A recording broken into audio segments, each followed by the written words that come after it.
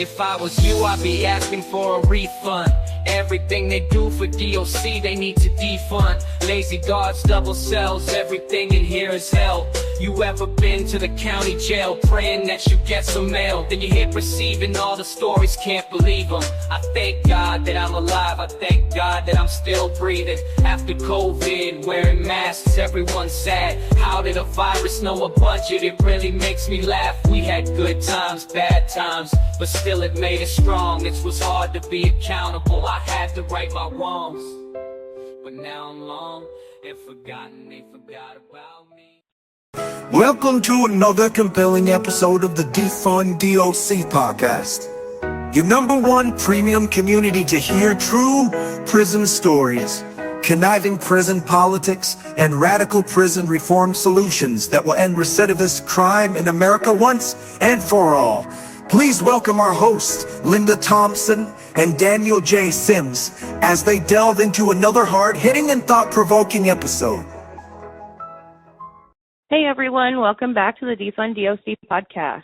I'm Linda. Hey friends, this is Daniel. Today is a very special episode that me and Linda put together to talk about this reality show. But before we do, we would like to talk about our daily weeks and the events that are happening in our lives and to discuss matters related to that. I'd like to share with the audience that as we speak, I'm currently enduring cell confinement. I'm dealing with the issue of they retaliate against people that have opinions, that can express themselves with words, and then they turn around and say that those words are intimidating us or use those words to say that they're threatening. And that's what happened to me. I was in an incident the other day where we were on our way to Pill Line. It was 8 of us.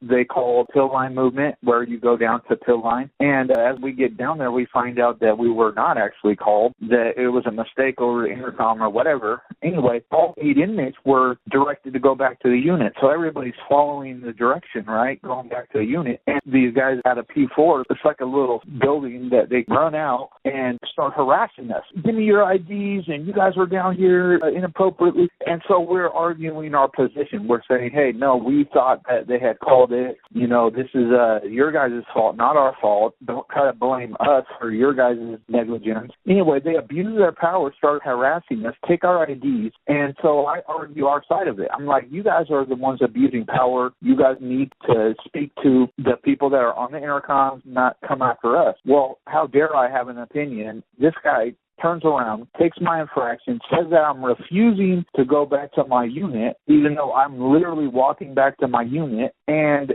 puts me in handcuffs and tightens them so severely it cuts off circulation and tries to take me to solitary confinement and torture me there. As anybody that knows about the treatment in prison, solitary confinement is extremely harmful. Anyway, so they take me to medical, and I start telling them, the sergeant was there, the lieutenant was there, and the guys that tried to take me to the hole, and I'm telling them, look, you guys are abusing power. You guys have taken an incident that was already addressed. We are heading back to our unit. You guys were the ones that made the miscommunication, and now you guys are harassing us. And anyway, the lieutenant reviews the camera and sees that the officer was lying and that we were actually heading back to the unit. And so, thankfully, didn't take me to the hole, but allows these officers to write up this bogus infraction saying that they felt intimidated by me and that allegedly I had told them that they should turn around and cuff up, when in reality I was saying, oh, now you want me to cuff up because, you know, how dare I have an opinion, you know? Anyway, they twisted my words. There's no way to dispute it, but, you know, if they're already lying, everybody can grasp that they're going to continue lying, you know what I mean? Anyway, they find me guilty of this bogus infraction, and they put me in 10 days cell confinement. And so now here I am dealing with this. I'm appealing it, but this is something that we have to deal with. We all know that infractions do not rehabilitate people. The infraction process is corrupt. They have data that shows that it's corrupt. If you genuinely want people to rehabilitate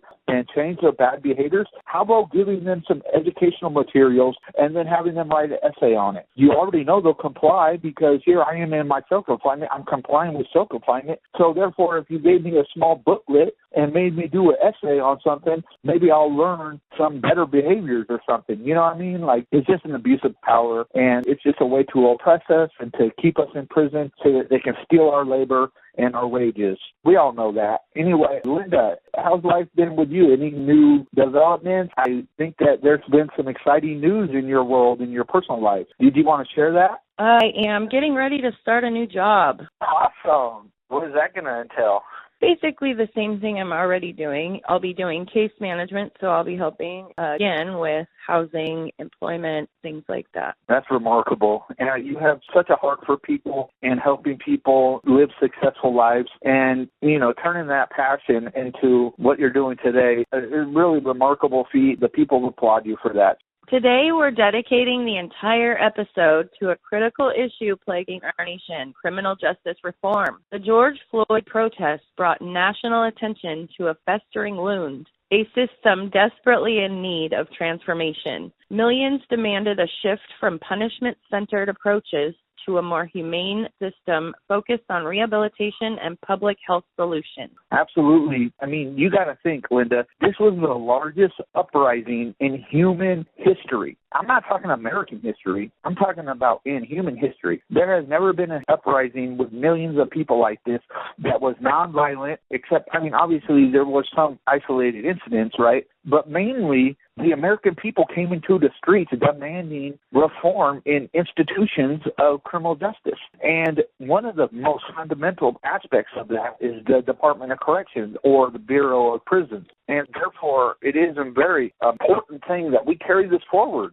And that's what we're doing. And we really want to take that to the TV screens, to the streaming networks, and bring that message to the masses. George Floyd died as a martyr, in our opinion. He is an inspiration to us and to many of our listeners and to the American people in general. This guy was able to corral. It was nonpartisan. Sure, a lot of pundits on Fox News or CNN, they want to take these movements and put it into a political, partisan fashion. But I promise you, there was Republicans in those protests. There was independents, libertarians, Democrats. It was not a partisan issue. This was an American people issue. And people want to constantly misconstrue that, Linda. This is a nonpartisan reality show that is for all the American people. Absolutely. We've seen countless studies highlighting the devastating impact of mass incarceration, particularly on low-income communities. It's a system disproportionately affecting people of color and stripping them of opportunity. This systemic racism has deep historical roots. This is the thing. A lot of people don't want to admit the fact that mass incarceration came from slavery. It came from overt racism. And people that want to ignore that, I'm a white person, but I grew up in the inner city, in the urban areas of Seattle, and I've experienced so much severe oppression while in prison that I have identified with those that have been incarcerated, the minorities, the foster kids, the mental health, the severe impoverished Americans that don't have millions to pay for specialists and experts and rebuttal witnesses and, all this stuff that millionaires, if you're a millionaire, you're getting out of prison. You're not coming to prison. You know what I mean? And that's because if you have money, this system works for you. But guess who it doesn't work for? It doesn't work for the millions and millions of Americans that are suffering under the system. The minorities, the poor people, those that are suffering from mental health illnesses. This system is corrupt. It's not for the people. It's for the elite. The war on drugs, launched in the 1970s, dramatically escalated incarceration rates. While initially focused on stopping the flow of illegal drugs, the war on drugs disproportionately targeted communities of color. Mandatory minimum sentencing laws further exacerbated the problem, leading to lengthy prison terms for even minor drug offenses. These policies have had devastating impacts on families and communities, tearing them apart and hindering the opportunities for advancement. Absolutely. See, this is the thing. The war on drugs is a failure, 100%. You got Kamala Harris, Vice President of the United States, saying it. You got others in the Republican Party saying it. But I don't need them to tell me. I'm looking around and seeing the lives that are being destroyed. You know what I mean? These are non-violent, victimless crimes that one segment of the elite of society said, hey, we don't like you using these drugs. But hey, guess what? If I'm the Sackler family owning Purdue Pharma, I can addict millions of Americans with a license from the FDA. And not only can I addict them, I can kill off hundreds of thousands of Americans every year using my addictive drugs. But you know what? If there's a minority or a foster kid or a mentally ill person that uses a drug or sells rock on the corner, hey, let's incarcerate that person for 30 years. You know what I mean? It's outrageous. It's disparate. It's an outrage. And yet we constantly have people on the right and on the left saying, oh, yeah, but we need to keep these drugs illegal. Let me tell you something, Linda. If we legalize every single drug, put it into a pharmacy or whatever you want to call it, tax it, put the tax revenue into treatment centers and redirect the money into an actual positive outlet that helps our people once they want recovery, then I promise you, this is going to be the best thing that we've ever done in our society. Decriminalizing drugs, taxing it, and then allowing our people to get treatment as soon as they're ready for it. That's what we should be doing. That would be the best thing that we could do. It would vastly empty out our prisons. I know that. And it would lead to a civilization that is for the American people, as opposed to the elites taking our people and enslaving them and depriving them of valid education, depriving them of their labor. It's just on and on, the injustices that you're going to have to suffer in prison. I mean, the exploitation. I mean, the only prison reform I have seen since George Floyd's murder was another way for them to extract funds from our family and our friends. That was it. They allowed us to have, $300 on our commissary account, tax-free. This is the only reform that the state of Washington could implement after George Floyd's murder? It's an outrage. It's an outrage. I don't want the government finding new ways to extract money from my family and friends. I want the government to get their foot off my neck. I want the government to allow me to use my labor to make my own money, minimum wage. I want to have an education. I want the American people not to suffer long, draconian sentences. I want there to be treatment. You know what I mean? Like, these are what the people want. I mean, if you get an education, think about this. The other day, they just implemented this new app, Envelope, on the tablet. My Sully never goes out there and educates himself, reading books or whatnot. All of a sudden, he gets this app. This guy gets on there and gets 2-3 certificates within a matter of days. They got their foot off his neck, and he thrived. That is all I'm saying. Give us the opportunity to rehabilitate, and we will do it.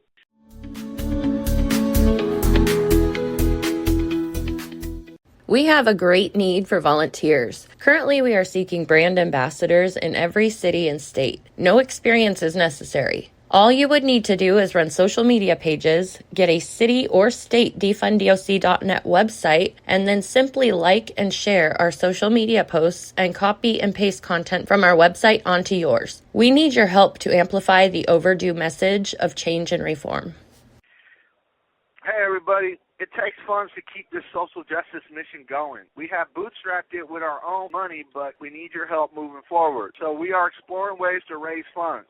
One way is if you want to share your product or service with our audience, you can easily become a sponsor. Just use our website contact form. Another is purchasing my books, Hopeless in Seattle, The Art of Living, and Defund DOC. We are selling a supporter digital bundle of all three for the price of one. If you rather have a physical copy, you can get them on Amazon, Barnes & Noble, and other book platforms. Next, we have defunddoc.net merchandise for sale on our websites, Etsy, and TikTok. We are working hard at giving you value for your help. We want this mission to succeed and achieve reform so that you and your descendants do not experience this horrible criminal justice system. We are excited to include new features for our community. The first is those that are already subscribed can have their names shared with the community on a podcast episode. If you're open to this, please let us know. All new subscribers may have their names shared with the community as well. Of course, we know privacy is important to some, so this is a voluntary option. Our goal is to create a vibrant and strong community of amazing like-minded people. The next project we're working on is highlighting your past injustices or abuses with the criminal justice system. We may use some of them in social media videos and posts. Another thing we would like for you to do, if you or a loved one is currently enduring bad or unfair treatment in the criminal justice system, from arrests all the way to imprisonment, we would like to hear it. We may expose the maltreatment and try to help you by bringing public attention to it. Just contact us on our website or leave us a text or voice message at 302-827-7746. Hey friends, don't forget, all new subscribers get a free digital copy of one of my books, Defund DLC or The Art of Living. If you invite some of your social media community and they subscribe, we will give you the other book too. Please refer your family and friends today.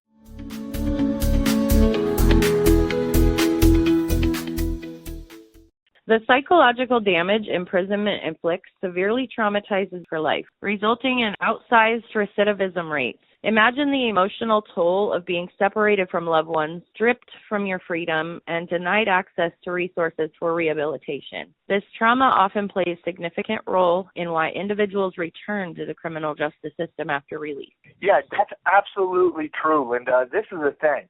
I've been incarcerated 19 years. And in that 19 years, guess who has suffered the most? One of the innocent, most precious people in my life, my son. I've been on his entire life. And most likely, I'll probably never be able to repair a relationship with him. And it hurts me profoundly. I mean, one of the best moments I've had while I was incarcerated was the very first hug I had with my son. It was at Coyote Ridge, which is in the eastern part of Washington. And it, even to this day, reminds me of love. You know, like, he was just an innocent child. He doesn't understand why his dad is gone. He don't understand none of that. I mean, now he's an older kid, and he's got prejudices and stigmas from society and those that manipulated him and pushed propaganda on him and poisoned his mind against his dad. So now, yeah, of course, now he probably judges me, and just like everybody else. You know, I made a bad decision, almost 20 years ago, and now for some reason the society and even my own children can demonize me and vilify me. It's just a corrupt system, you know, and I just wish that we would come together as a society and come to a place where we can realize that, you know, everybody makes a bad decision. You know what I mean? These are bad decisions. Anybody that hasn't made a bad decision, guess what? You can throw the first stone at all of us prisoners. But if you've made bad decisions in your life, then you should agree that our people should be allowed to be treated like a human being. They should be allowed to have their own rights to their labor. They should have a right to rehabilitation and education and treatment, and they should have a right to reintegrate back into society within a reasonable amount of time. These long sentences, I mean, I constantly go back to my own sentence. 32 years for a botched drug deal. No one was hurt, and yet the state is murdering me. Most likely I will not make it out of here alive. Therefore, my only dog in the fight, so to speak, is for my descendants. It's for my country. I am so patriotic towards my people that I am here today to try to push for reform. You know, me and Linda have no dog in the fight, so to speak. And that's why I fight so hard. That's the reason why we want this reality show, to start humanizing our people. We have to humanize our people. We have to humanize the families that are suffering, the innocence that is suffering. You know, that's what we have to do. And yeah, Linda, I just think that you hit the nail on the head. It all boils down to the trauma that is being inflicted upon generations, not only the one that had committed the crime, but all the family members, the innocents, you know, the society. I mean, like you said, the 83.4% of people that recidivate, it's not because they're inherently criminal people. It's because they're being traumatized by this violence that's surrounding them in prison, by the guard brutality, by the corruption, by the indifference, by the lack of family love. You know, when you separate somebody from love, all they have to surround them is hate and violence. And that's what we're enduring. That's what we're having in this country. So thank you, Linda, for pointing that out. Filming a compelling pilot episode for Love in Prison Activism requires careful planning. Here is a breakdown of the key steps. casting. We're going to look for cast members, basically a reality star for every place that we're going to film. Just keep in mind, everybody that donates is going to have opportunity to be filmed because we really do need millions of people to protest. So you will be filmed in the protest scenes. So if you donate, you can for sure be on the reality show. Then there's going to be the cast members that are going to be the actual stars. So we're going to audition the people that donate. I mean, you're going to have skin in the game. You got to be passionate. And if you can't donate some money towards a reality show that's going to try to help our American people to have a better future for this country, then you can't be in this reality show. You have to have skin in the game. Anybody that just thinks that we're going to get any kind of real reform in this country without sacrifice, then you're sadly mistaken. You've seen the movement in civil rights, so this is another civil rights struggle that we're in right now. The next key step is location scouting. Yeah, so depending on how much money we raise, I mean, we might only be able to film in different spots where funding comes from, you know, or depending on how much we're able to raise is where we're going to be able to expand. You know, we all really want to film in every state, you know, that way we have a satellite protest activism movement in every state. But as we said, it really comes down to funding. I mean, we're going to start in Washington and expand out. So, yeah, thank you. And then the next key step is production crew. So we're currently in the process of interviewing multiple different production companies. We've contacted Hearst. We've contacted a number of reality show producers. The struggle goes on. If you know any production companies or you know anybody that is familiar with that industry, please contact us. This is our very first time that we've ever tried to embark on something like this. And this is actually the first reality show in history that is combining loved ones of the incarcerated and activism and social justice and civil rights. I mean, this is essentially like having a reality show for the civil rights movements back in the 60s. How amazing would it have been to have a reality show based on the civil rights movement at that time? I mean, think about that. How awesome would it have been to have a reality show following Martin Luther King during Selma, you know? So, yeah, that's what we're trying to do. 100 years from now, people will be looking back at it and saying, man, I'm so glad that we ended prison slavery. You know, I'm glad that we ended those corrupt prisons that we had back in 2023, 24, you know? The final step is network distribution. As Linda and I can attest to, we're really trying hard to get onto all the major networks, but we're really targeting MTV, VH1, those type of networks. Obviously, if we can get on OWN or Lifetime or A&E, I mean, regardless, we want to just get distributed through Hulu, Netflix. It doesn't matter. We just want to get the message out there that these are our people. These are our people that are suffering in extreme violence. I mean, that's the only reason why we're even here talking about this is because the system has gotten so vicious that 83.4% are so traumatized that all they can do is get out and come right back. You know what I mean? Like the devil that you know what I'm saying? That all they know is violence, so they go out and commit more violence. Hate begets more hate. Slaves beget more slaves, you know? And so that's what we're trying to do. Love in Prison Activism is a groundbreaking project, and we need your help. Here's how you can get involved. Become a protester, spread the word, or support our work. Absolutely. We're going to need a lot of protesters. We're going to need a lot of supporters. I mean, just being a subscriber is helping the movement. But then when we get to crowdfunding, your $5 that would probably be less than a gallon of gas could be the difference between another 100 years of slavery. So, yeah. This movement requires collective action. Everyone has a role to play in securing a more just and equitable system. Regardless of personal experience with incarceration, here are additional ways that you can join the movement. You can volunteer your time, learn more about the issues, contact your elected officials, and educate others. We really need more advocates. You know, just because we're out of sight does not mean that we deserve the treatment that we're getting, the severe oppression and the lack of any kind of humanity towards our people. You know, it's time that we start realizing that our people deserve a fair, equitable treatment, and that's why we need more people advocating. Now I'd like to address a potential concern that some might have. Isn't a reality show an unusual platform for such a serious issue? And here's why we believe Love in Prison Activism can be a powerful tool for change. It will raise awareness, humanizing the stories, sparking conversations, and inspiring action. Yeah, this is a thing that has been going on for over 100 and something years in this country, and for some reason the mass media does not find it newsworthy. Yet we're literally in every single school across this country teaching about the evilness of the slave trade and slavery and all the wickedness that came from that. Yet somehow there's no equivalency with the fact that they're doing the exact same thing right now in this country. The United States government is the biggest slaveholder in human history. They are the biggest kleptocracy in all humankind, stealing the wages of millions of Americans. I think it's like 2.3 million people. And yet mass media does not find this interesting or compelling enough to talk about. Yeah, there's something wrong. And we're going to spark that conversation with this reality show. And it's about time, right, Linda? Absolutely. Criminal justice reform is a complex issue, but one that demands our attention. We at defunddoc.net believe a more just and humane system is possible. Join us in making it a reality. Visit defunddoc.net today and become part of the movement.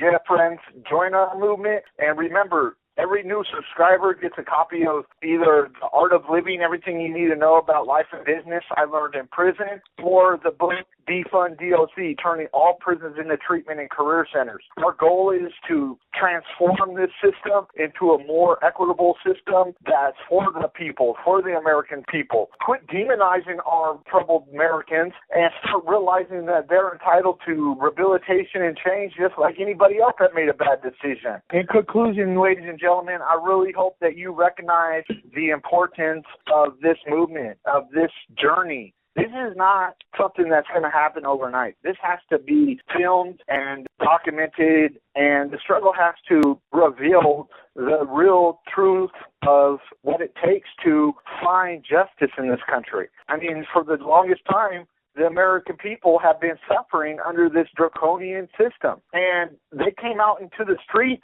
to tell the government that they're not happy with it. I mean, for every George Floyd that is being murdered in the streets, there's 10, 20 of them being killed with long sentences in prison. This is a Holocaust in prison. It's a slow Holocaust. There's a genocide happening in here, and people are not talking about it. So guess what? Starting July 4th, we're starting the conversation. We're filming reality show with the funds from the American people. We need your guys' help. This is not a quick fix. We need to raise a lot of money, but I believe through faith, God, and the American people, we can do this. We can do it. So please continue to support, subscribe to the podcast, and be ready to donate. We really need people that are committed to donating before we start the crowdfunder. So if you could, send Linda a message. She'll answer everybody's message that wants to donate. Just commit to it. You can just say, hey, I want to commit to this. You don't have to give us the money now. Just wait till the crowdfunder starts. But every commitment will help us get there first before we even kick off. You know what I mean? Please